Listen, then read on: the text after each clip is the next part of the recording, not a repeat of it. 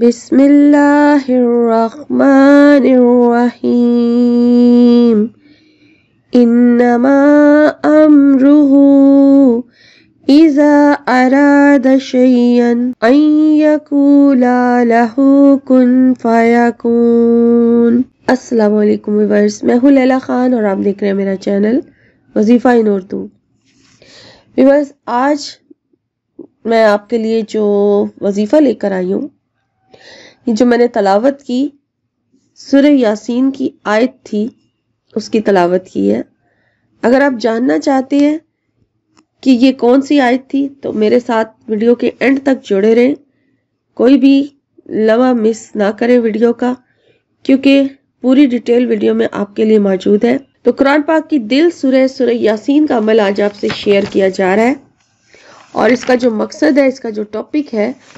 وہ ہے شادی کے حوالے سے جو لڑکیاں اور لڑکے پریشان ہیں۔ سب سے زیادہ ڈیمانڈ کیا جانے والا وظیفہ جو مجھ سے مانگا جاتا ہے وہ محبت کے حوالے سے ہے اور پسند کی شادی کے حوالے سے ہے۔ بہت سارے لوگ اس وجہ سے پریشان ہیں کہ وہ جہاں چاہتے ہیں وہاں ان کی شادی نہیں ہو پا رہی، اور ایسے لوگ بھی ہیں جن کا اس جگہ پر رشتہ ہو چکا ہے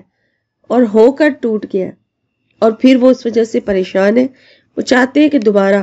اسی جگہ پر رشتہ ہو جائے۔ یا وہ لوگ جن کا ویسے ہی رشتہ ہوا ہے اور پھر جب رشتہ ہو جاتا ہے اس کے بعد پسندیدگی اپنے آپ ہو جاتی ہے، اور پھر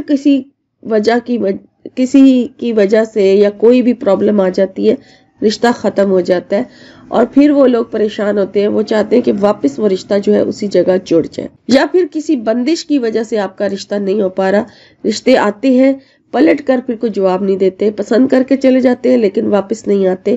کوئی بھی رشتے کے حوالے سے آپ کا مسئلہ ہے، اور خاص طور پر پسند کی شادی کے حوالے سے، جو لڑکیاں اور لڑکے اپنی پسند سے شادی کرنا چاہتے ہیں، وہ چاہتے ہیں کہ اس مخصوص جگہ پر ہماری شادی ہو جائے، تو ان کے لیے آج کا وظیفہ میں لے کے آپ کی خدمت میں حاضر ہوئی ہوں۔ اور یہ قرآن پاک کی دل سورہ یاسین کی آیت جو ہے اس کا عمل ہے۔ چھوٹی سی آیت ہے، میں نے اب اس کی تلاوت بھی کی ہے، آپ بھی اس کو آرام سے پڑھ سکتے ہیں، زبانی یاد کر لیں، اور پھر اس کے بعد آرام سے تسلی سے بیٹھ کر اس کا آپ وظیفہ کریں۔ زبانی یاد کرنے سے یہ ہوتا ہے کہ آپ کی پوری توجہ جو ہے وہ اس کے بیچ میں چلی جاتی ہے جو آپ پڑھ رہے ہوتے ہیں۔ اگر دیکھ کے پڑھ رہے ہوتے ہیں تو پھر اتنی توجہ آپ نہیں دے پاتے جتنی آپ کو زبانی یاد ہونے پر آپ دے سکتے ہیں۔ تو پہلے اس آیت کو زبانی یاد کر لیں، اور اس کے بعد پھر آپ اس کا وظیفہ شروع کریں، اور یہ وظیفہ جو ہے ایک دن میں 2 ٹائم پر کیا جائے گا، ٹھیک ہے۔ سورہ یاسین جو ہے وہ بہت زبردست، اور اس سورہ کے بارے میں بزرگان دین کا ایک قول ہے کہ جو شخص کسی بہت ہی شدت سے اس کی کوئی حاجت ہے اور اس میں درپیش ہے اور وہ اس کی حاجت پوری نہیں ہو رہی، تو وہ سورہ یاسین کو پڑھ کر اپنی دعا جو ہے قبول کروا سکتا ہے، کہ یہ جو ہے حاجت روائی کے لیے بہت زیادہ اکثیر کی حیثیت رکھتی ہے سورہ یاسین، اور اس کا کوئی بھی وظیفہ کر کے تو وہ اپنی حاجت کو پورا کر سکتا ہے۔ تو یہ قرآن پاک کا دل بھی ہے، جیسے اس کے بارے میں حدیث بھی ہے کہ ہمارے نبی صلی اللہ علیہ وسلم نے فرمایا کہ ہر چیز کا ایک دل ہوتا ہے، اور قرآن پاک کا دل جو ہے وہ سورہ یاسین ہے۔ تو پھر جب ہم اس کو پڑھ کے کچھ اللہ تعالیٰ سے مانگتے ہیں تو پھر وہ کیسے نہیں ہمیں ملے گی۔ تو آج کا جو عمل ہے وہ 2 ٹائم پر ہوگا، ایک دن میں 2 ٹائم پر آپ نے یہ عمل کرنا ہے، ٹھیک ہے۔ سورہ یاسین کی آیت کی تلاوت تو میں نے شروع میں کر دی ہے، آپ ویڈیو کی شروع میں بھی دیکھ سکتے ہیں اور سن سکتے ہیں، اور ویڈیو اس کا یہ ہے کہ اس کو آپ نے پہلے تو فجر کی نماز کے بعد کرنا ہے۔ فجر کی نماز جب آپ ادا کر لیں، اس کے بعد آپ نے جو اس ٹائم پہ ذکر اذکار اللہ کی رضا کے لیے شروع کر رکھے ان سے آپ فارغ ہو جائیں۔ اس کے بعد پھر آپ نے اپنے مقصد کی نیت کرنی ہے، آپ کی شادی کے حوالے سے جو بھی مسئلہ ہے، وہ بندش ہے یا کوئی پسند کی شادی ہے، اپنے محبوب کا نام لیں اور کہ میں فلاں شخص سے شادی کرنا چاہتی یا چاہتا ہوں، تو پھر اس کے بعد اس کا نام لے کے دعا کریں، اور پھر اپنے مقصد کی یہ نیت ہو گئی، آپ کی دعا ہو گئی۔ پھر آپ نے جو ہے استغفار پڑھنا ہے۔ پہلے استغفار کا کوئی بھی کلمہ آپ پڑھ سکتے ہیں، جو آپ کو ایزی ہے وہ پڑھ لیں۔ اس کے بعد پھر آپ نے ایک تسبیح استغفار کی پڑھنے کے بعد کوشش کریں کہ بے شک چھوٹا درود شریف جو ہے وہ ایک تسبیح پوری پڑھ لیں۔ اگر وہ پوری نہیں پڑھ سکتے پھر آپ درود ابراہیمی جو ہے وہ 11 مرتبہ پڑھ لیں، اور اس کے بعد پھر آپ نے بسم اللہ الرحمن الرحیم کے ساتھ اس آیت کی تلاوت کرنی ہے جو میں نے آپ کو بیان کی ہے،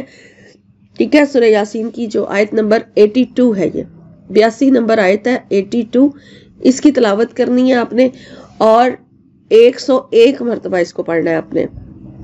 یعنی 101 ٹائم پہ آپ اس کو پڑھیں گے، اور پھر اس کو پڑھنے کے بعد اپنے مقصد کی دعا کریں گے، اور اس کے بعد پھر آپ درود شریف پڑھیں گے، لاسٹ پر درود شریف پڑھیں، دعا مانگنے کے بعد لازمی پڑھیں، کیونکہ درود شریف دعا سے پہلے اور بعد میں لازمی پڑھا کریں، اس سے دعا جو ہے وہ لاک ہو جاتی ہے، سیدھی عرش تک جاتی ہے، راستے پہ نہیں لٹکتی پھر، کیونکہ کہتے ہیں کہ درود شریف کے ساتھ جس دعا کو بھیجا جاتا ہے وہ ڈائریکٹ اللہ تعالیٰ تک پہنچتی ہے، اور جو درود شریف کے بغیر دعا ہوتی ہے وہ راستے آسمان اور زمین کے بیچ میں لٹکی رہتی ہے، تو اس لیے درود شریف لازمی ساتھ بھیجا کریں دعا کے۔ تو یہ ایک ٹائم کا عمل ہو گیا، اور دوسرا جو آپ نے عمل یعنی کہ کرنا ہے، اس کا دوسرا وظیفے کا دوسرا جو پارٹ ہے، حصہ، وہ عشاء کی نماز کے بعد ہوگا۔ جب آپ عشاء کی نماز پڑھ لیں تو اس کے بعد اسی طرح سے اگر آپ نے کوئی ذکر و اذکار شروع کر رکھے ان سے فارغ ہو جائیں، اور اس کے بعد پھر آپ نے جو ہے پہلے 2 رکعت حاجت کے نفل ادا کرنے ہیں، کیونکہ عشاء کی نماز کے بعد حاجت کے نفل ادا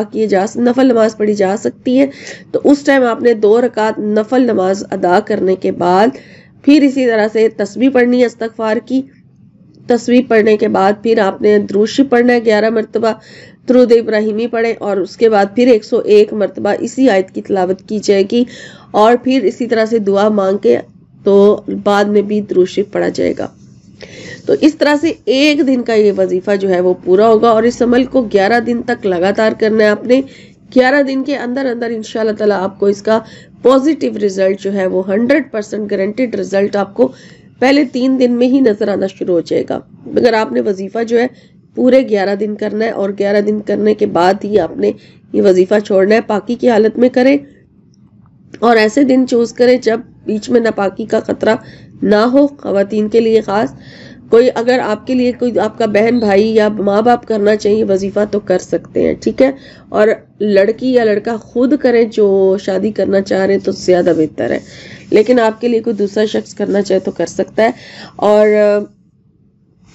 جو ناغا جو ہے بیچ میں بالکل نہ آئے، ٹھیک ہے۔ 11 دن لگاتار یہ عمل کیا جائے، اور جب ایک مقصد کے لیے کوئی ایک وظیفہ آپ کر رہے ہوتے ہیں تو پھر پہلے وہ وظیفہ پورا کیا کریں، اور پھر ہی کوئی دوسرا وظیفہ جو ہے وہ شروع کیا کریں۔ ایک وظیفے کے ساتھ دوسرا، دوسرے کے ساتھ تیسرا، ایک کو آپ صحیح سے توجہ نہیں دے پا رہے دوسرا شروع کر دیں، دوسرے کو توجہ نہیں دے پا رہے تیسرا، اس طرح نہ کیا کریں، ایک وقت میں ایک وظیفہ آپ نے کرنا ہے۔ اور یہ تھی آج کی ویڈیو، میرے ویڈیو کو میری حوصلہ افزائی کے لیے لائک کر دیں، اور چینل کو سبسکرائب کر لیں، اور تاکہ اسی طرح سے اچھی اچھی ویڈیو آپ تک پہنچتی رہیں، اور اپنے صدقہ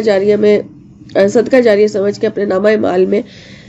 نیکی لکھنے کے لیے ویڈیو کا لنک جو ہے ضرورت مند لوگوں کے ساتھ شیئر کر دیں۔ شکریہ، اللہ حافظ۔